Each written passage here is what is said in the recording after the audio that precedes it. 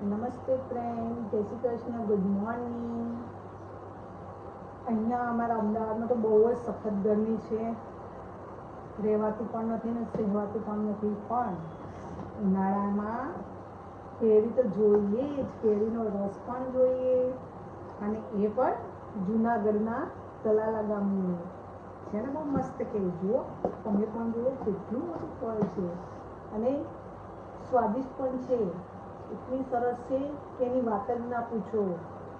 મેં તો મંગાવી છે, પણ તમે પણ મંગાવીને એકવાર ખાઈ જોજો, બીજી વખત ખાવાનું મન થઈ જશે.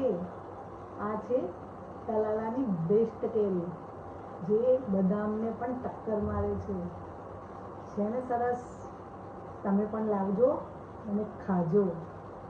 જોજો રહી ન જતા, પછી કહેતા નહીં કે અમે રહી ગયા,